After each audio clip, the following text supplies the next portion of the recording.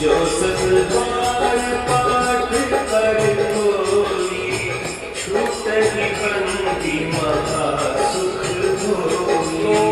Hello guys, hi guys, রামনাম বলো। তো এখন আমি আছি বাবা বজরংবলীর মন্দিরে।